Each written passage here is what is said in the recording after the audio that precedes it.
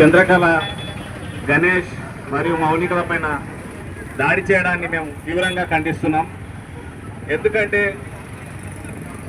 ప్రతి రజకులు ఊర్లలో రెడ్డిలవి, అగ్రవర్ణాలవి వాళ్ళ బట్టలు ఉత్కరం అన్ని రజకులే చేస్తూ ఉంటారు.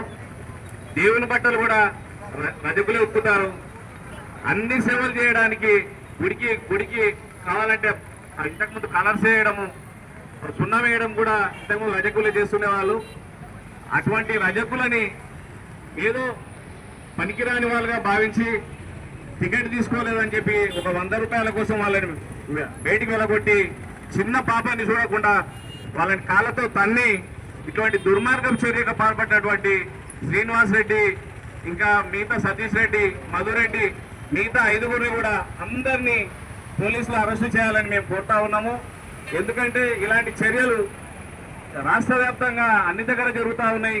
బీసీల పైన, ఎస్సీల పైన, ఎస్టీల పైన, అందరిపైన జరుగుతూ ఉన్నాయి.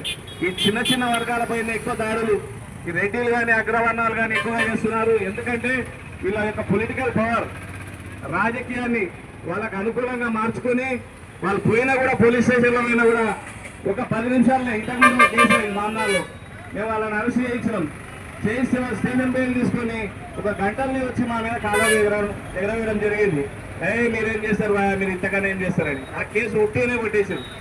అట్లా జరగకుండా ఈరోజు బీసీలు కానీ, ఎస్సీ ఎస్టీలు అంతా ఏకమై ఈ విధంగా సంఘటితమై మనం ఉద్యమాలు చేయాల్సిన అవసరం ఉంది.